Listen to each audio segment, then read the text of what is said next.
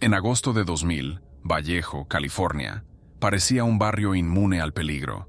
Los padres se sentían seguros dejando jugar a sus hijos, confiados en la comodidad pueblerina de que las calles que tan bien conocían estaban libres de sombras. Pero, ¿hasta qué punto podemos conocer realmente nuestro entorno? ¿Y hasta qué punto estamos preparados para afrontar lo inesperado que acecha a plena vista? Estas inquietantes preguntas pronto se convertirían en la cruda realidad de la familia Sánchez. Mitzi Sánchez, con solo 8 años, encarnaba la alegría y la determinación. Nacida el 12 de agosto de 1992, su energía era contagiosa y su valentía se hacía evidente incluso en las decisiones más pequeñas. Si te fascina desentrañar los misterios más oscuros y explorar apasionantes historias de crímenes reales, no olvides darle a me gusta a este vídeo, suscribirte a nuestro canal y formar parte de nuestra comunidad de investigadores. Vamos a investigar el caso. Su 8º cumpleaños prometía celebración y alegría, un hito que esperaba con impaciencia durante todo el día. Pero a medida que la tarde se iba haciendo noche, Mitzi tomó una decisión que parecía muy sencilla: volver sola a casa, dejando atrás la compañía de sus hermanos mayores. El camino de la escuela a casa no era más que un par de manzanas. Mitzi lo había recorrido innumerables veces, con sus pequeños pies trazando caminos familiares en las aceras iluminadas por el sol.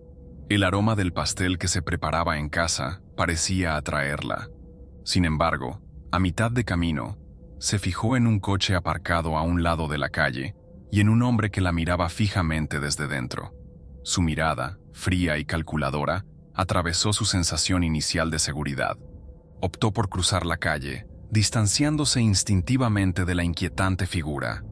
Pero el hombre, impertérrito, salió del coche con una voz que transmitía una calma ensayada. Señaló su retrovisor lateral, alegando que una lesión le impedía arreglarlo solo. Su cojera era exagerada, su sonrisa practicada y su historia elaborada para desarmar la vacilación natural de un niño.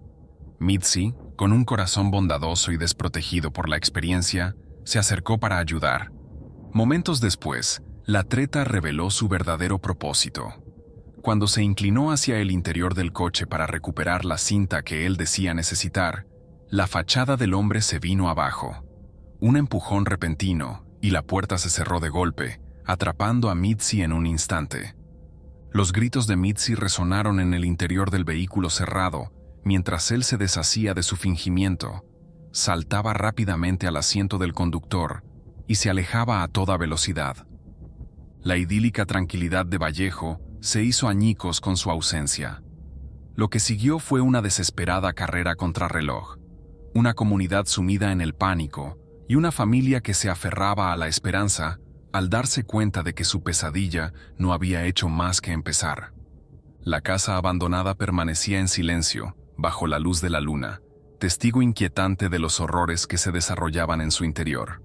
Mitzi, ahora atada y sola, luchaba contra sus ataduras.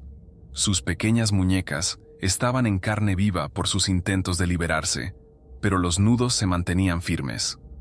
Sentada en la sofocante oscuridad, su corazón latía con una mezcla de miedo y desafío. Su mente se agitaba con pensamientos de huida y supervivencia, y cada segundo se le hacía eterno. El hombre regresó horas más tarde, con su sombría figura iluminada por el tenue haz de una linterna. Mitzi retrocedió instintivamente cuando él se acercó. Sus ojos se dirigieron hacia la puerta, esperando una abertura, una oportunidad para huir. Pero el desconocido, calculador y cruel, parecía anticiparse a todos sus pensamientos. Apretó las correas y volvió a advertirla, con voz fría y carente de empatía. Cuando empezó a amanecer, percibió los contornos de la habitación que la rodeaba. La casa estaba inquietantemente desolada, llena de papel pintado desconchado y muebles rotos. Exploró su entorno en busca de algo que pudiera ayudarla a escapar, pero no encontró nada a su alcance. El hombre le dio una comida escasa, lo justo para mantenerla con vida, pero con el mismo sabor amargo de antes. Dudó, pero sabía que resistirse traería consecuencias. De vuelta a Vallejo, el pánico se había convertido en desesperación. La familia Sánchez había alertado a las autoridades locales, que pusieron en marcha una operación de búsqueda. Los agentes rastrearon el barrio, llamando a las puertas e interrogando a los vecinos, pero el rastro se había enfriado. El tiempo se escapaba y cada hora que pasaba disminuían las posibilidades de encontrar a Mitzi con vida. Los vecinos se reunieron y formaron grupos de búsqueda para peinar calles, parques y callejones en busca de cualquier rastro de la niña desaparecida. En los postes de teléfono y en los escaparates de las tiendas había carteles con la foto de Mitzi. Su brillante sonrisa devolvía la mirada a los que pasaban, un desgarrador recordatorio de lo que estaba en juego. Mientras tanto, el hombre decidió ponerse en marcha de nuevo. Volvió a subir a Mitzi al coche, esta vez con los ojos vendados para desorientarla aún más. El vehículo zumbaba por carreteras desoladas, mientras él conducía hacia el aislamiento. Mitzi sentía cada bache y cada curva, y su mente se aferraba a fragmentos de esperanza. Juró en silencio que lucharía, que encontraría la forma de burlar a su captor, por muy sombrías que parecieran sus circunstancias. Él había perfeccionado sus métodos, eligiendo cuidadosamente rutas solitarias para evitar ser detectado. El interior del coche era asfixiante, lleno del peso opresivo del miedo de la niña y la escalofriante indiferencia del hombre. Aunque estaba asustada y cansada, Mitzi se juró que lo recordaría todo, incluido el tacto de los asientos, el ligero olor a gasolina y el sonido de la tierra al crujir bajo los neumáticos. El coche se detuvo en un lugar desconocido, un almacén abandonado a las afueras de la ciudad. El edificio se alzaba en la oscuridad, con las ventanas rotas y la fachada en ruinas, sin ninguna promesa de seguridad. El hombre sacó a Mitzi del coche, ignorando sus débiles intentos de resistirse. Tenía las muñecas y los tobillos fuertemente atados, y la gruesa cuerda le cortaba la piel con cada movimiento. Dentro del almacén, el aire estaba húmedo y cargado de podredumbre. La maquinaria oxidada era testigo mudo de los horrores que se estaban produciendo. El hombre colocó a Mitzi sobre un colchón manchado y murmuró algo incomprensible, mientras rebuscaba en una bolsa de lona hecha jirones. Sacó una cámara cuyo objetivo brillaba siniestramente en la penumbra. Durante horas, atormentó a su cautiva, tomándole fotografías y obligándola a adoptar posturas degradantes. Cada clic del obturador era una puñalada para su menguante esperanza. Mientras tanto, las fuerzas de seguridad reconstruían metódicamente lo que podían sobre el criminal. Los detectives teorizaban que conocía perfectamente el trazado de la ciudad, lo que le permitía pasar desapercibido. Sospechaban que se mezclaba perfectamente con la comunidad, ocultando su naturaleza depredadora. El descubrimiento de la manta manchada de sangre añadió otro nivel de urgencia. Aunque no coincidía con el ADN de Mitzi, dejaba entrever un rastro de violencia más amplio. Cada revelación conllevaba una mezcla de esperanza y temor. Esperanza por un avance, temor por lo que pudiera revelar. Mientras tanto, el hombre decidió trasladar a Mitzi una vez más. Le vendó los ojos para que no pudiera distinguir hacia dónde se dirigían. Sentía cada giro y sacudida del coche, y su mente trabajaba frenéticamente para recordar la secuencia de movimientos. A pesar del miedo, estaba decidida a sobrevivir, aferrándose a la mínima posibilidad de escapar. El distrito industrial estaba inquietantemente tranquilo, en marcado contraste con el caos que se arremolinaba en la joven mente de Mitzi. Mitzi estaba desplomada en el asiento trasero y apenas se movía mientras el calor agobiante del día permanecía en el aire. Le dolían todos los músculos del cuerpo, tenía los labios agrietados por la deshidratación y su espíritu se debatía entre la desesperación y el desafío. A través de la ventana abierta, vio alejarse al hombre, cuya figura desaparecía entre las sombras de los edificios abandonados. Por primera vez en una eternidad, Mitzi estaba sola. Sus manos, aunque en carne viva y magulladas, tanteaban las ataduras de sus muñecas. La cuerda se había aflojado ligeramente a causa del sudor y de sus constantes y silenciosos forcejeos. No se atrevía a hacer ruido, con los oídos atentos a cualquier señal de su regreso. El débil zumbido de una maquinaria lejana llenaba el aire, enmascarando el sonido de su respiración entrecortada. Con sumo cuidado, soltó las muñecas y la tosca cuerda cayó sobre su regazo. Sus ojos se desviaron hacia la parte delantera del coche, donde las pertenencias de su captor estaban desordenadamente esparcidas por el asiento. Entre ellas, una botella de agua medio vacía brillaba a la luz del sol. Su garganta reseca pedía alivio a gritos, pero el miedo a ser atrapada la paralizaba. Mitzi se obligó a concentrarse, mientras su mente repasaba fragmentos de los consejos que había oído a su familia sobre supervivencia y valentía. Las palabras de su tío resonaban en sus pensamientos. Nunca te rindas, por desesperada que parezca. Cogió la botella, pero sus manos temblorosas hacían casi imposible agarrarla. Consiguió beber unos sorbos. El agua le quemaba la garganta seca como el fuego, pero era un salvavidas. Su cuerpo sintió un destello de fuerza, y con él, una oleada de determinación. La figura de su captor reapareció en la distancia, una silueta oscura contra la luz del sol que se desvanecía. Mitzi subió al asiento delantero y buscó una salida. Las puertas estaban cerradas, pero se fijó en el pequeño hueco de la ventanilla. Apretó el cuerpo contra la abertura y la atravesó, mientras los bordes ásperos le rozaban los brazos y las piernas. Justo antes de caer al suelo, oyó unos pasos fuertes que se acercaban. El secuestrador se acercaba al coche con los brazos llenos de bolsas y se quedó inmóvil al verla. «¡Vuelve aquí!», gritó, con la voz llena de rabia. Ella no vaciló. Echó a correr con los pies descalzos golpeando el asfalto y el cuerpo gritando en protesta por los días de hambre y agotamiento. El hombre iba más rápido. Sus pasos se hacían más fuertes detrás de ella, acortando distancias. Más adelante la calle parecía interminable, desprovista de ayuda, hasta que unos faros iluminaron de repente el camino. Se acercaba una camioneta y ella se lanzó hacia ella agitando los brazos desesperadamente.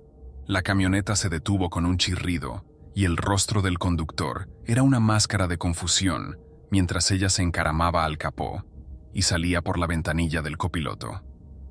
«¡Ayudadme! ¡Me va a matar!», gritó.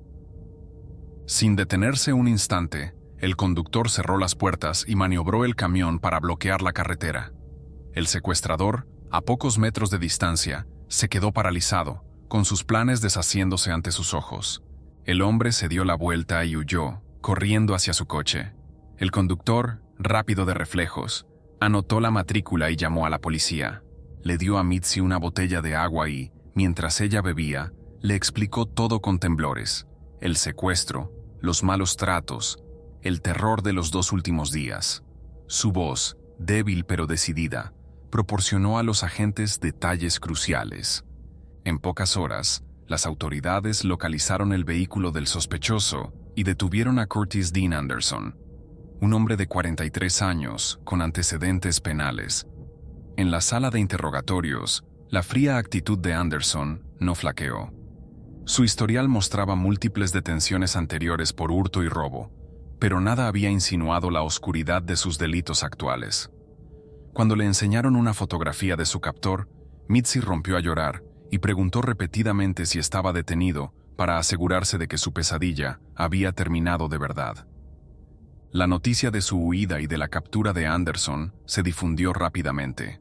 Su familia, abrumada por el alivio, la abrazó con fuerza mientras la comunidad que la había buscado, incansablemente, celebraba su regreso.